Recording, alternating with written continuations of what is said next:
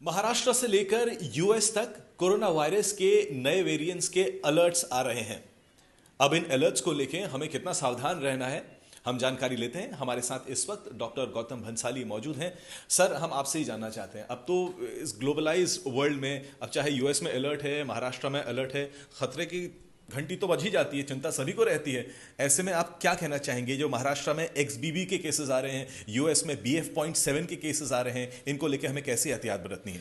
एक चीज़ बहुत क्लियर है, ये जो वायरस है, कोविड वायरस है या और कोई भी वायरस जिस तरह के भी होते हैं, उनकी पोटेंसी धीरे धीरे धीरे कम होती है और उसके वेरिएंट, सब वेरिएंट वो धीरे धीरे आते हैं और आते ही रहेंगे।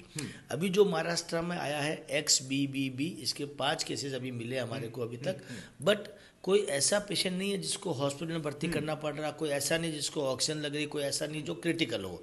ये सब वेरिएंट है, ये आएगा और इसके अलावा भी फर्दर और म्यूटेशंस होते हैं वायरस के, और एक के बाद एक वेरिएंट आ सकते हैं और वो आएंगे भी। कोई इसको लेकर डरने की या घबराने की या परेशान होने की जरूरत बिल्कुल भी नहीं है। अच्छा, अब ये यूएस का जो BF.7 जिसको एब्रीविएशन दिया गया है, इसके लिए कहा जा रहा है कि ये तो जो पहले की इलनेस है उसके एंटीबॉडीज है, वैक्सीनेशन को भी पहले के ओमिक्रॉन के वेरिएंट से ज़्यादा बेटर तरीके से एस्केप कर सकता है। और प्लस ये कहा जा रहा है US, UK, France, Germany, Belgium, Australia, तमाम जगह ये फैल रहा है। तो ऐसे में कितनी चिंता है सर? काफ़ी सारी कंट्री में ये हो रहा है, BF.7 को लेकर के ये चल रहा है, बट ये भी एक तरह का सब वेरिएंट है BF.5 का। अच्छा। BF.5 का ही सब वेरिएंट है BF.7। ये यूएस में भी अभी केसेस है, बाकी रेस्ट ऑफ द कंट्री जैसे बेल्जियम हो गया, जर्मनी हो गया, वहाँ पर भी केसेस आ रहे हैं, लेकिन वहाँ पर भी इसको लेकर के कोई खतरा जैसी कंडीशन है उस टाइप की नहीं है। पैनिक सिचुएशन हो जाए जैसा वेव 1 थी, वेव 2 थी, उस तरह से केसेस बिल्कुल भी नहीं है। ये एक तरह के सर्ज, स्पाइक आप थोड़ा बहुत बोल सकते हैं, लेकिन ये वेव का पार्ट नहीं है, या कोई भी वेव बन जाएगी उससे लेकर के, ऐसा मुझे बिल्कुल भी नहीं लगता है। इसलिए कोई डरने की या घबराने की, चिंता करने की बात नहीं। एक सवाल मेरे दिमाग में आ रहा था, जब ये कहा जा रहा है मेडिकल एक्सपर्ट्स द्वारा कि ये एंटीबॉडीज को, वैक्सीनेशन को एस्केप कर सकता है, तो हम लोगों में तो हमने बूस्टर भी ले लिया है, तो लॉन्ग टर्म के लिए सर आपको लगता है कि वैक्सीनेशन ही एक पोटेंट तरीका है, या लॉन्ग टर्म के लिए कुछ और भी जरूरत लगेगी? मेन चीज़ है वैक्सीनेशन, वो सबसे बड़ा हथियार है। आपने देखा होगा कि सेकेंड वेव के बाद, जब सेकेंड वेव चल रही थी, उस वक्त हमारे पास में वैक्सीन आ गए थे। उसके बाद जितनी भी वेव आई, एटलीस्ट इंडिया के अंदर कोई भी डेथ या ख़राब सिचुएशन या ख़राब हॉस्पिटलेशन वैसी चीज़ें नहीं हुई।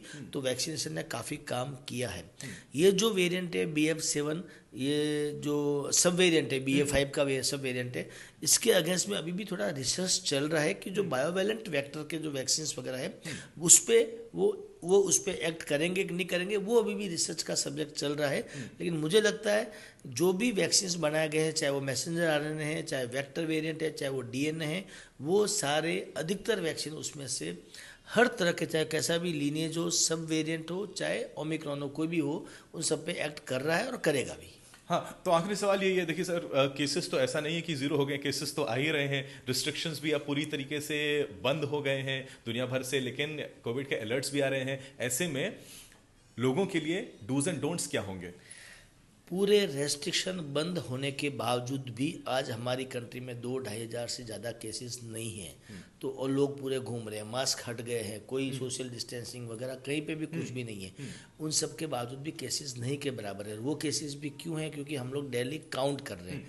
वो केसेस भी क्यों? क्योंकि लोगों को हल्का सा सर्दी जुकाम बुखार होता है, तुरंत जाकर के टेस्ट करवाते हैं। वो हम लोग मलेरिया के केसेस अगर देखेंगे, डेंगू के देखेंगे, लेप्टोस्पायरा के देखेंगे, स्वाइन फ्लू के देखेंगे, तो उनके केसेस कोविड से बहुत ज़्यादा है, लेकिन हम लोग उनको काउंट नहीं कर रहे हैं, इसलिए वो नज़र में नहीं आ रहा, मीडिया उस पर ध्यान नहीं दे रही है। तो मुझे लगता है कि कोई डरने की, पैनिक होने की ज़रूरत नहीं है। यस, जिस भी व्यक्ति को कफ होता है, बहुत तेज़ बुखार आता है, कोल्ड हो रहा है, खांसी ज़्यादा हो रही है, गला खराब है, ऐसे लोगों को मास्क पहनना चाहिए। मास्क, मैं बार बार बोलता हूँ, वैक्सीन से भी बड़ा हथियार मास्क है, और वो हमेशा के लिए रहना चाहिए। Not only for this COVID और अदर जो कम्युनिकेबल डिजीज है, सबके लिए मास्क सबसे बड़ा हथियार है। Thank you so much for all this information doctor. Camera person Mandar Chauhan के साथ पंकज उपाध्याय, मुंबई, आज तक।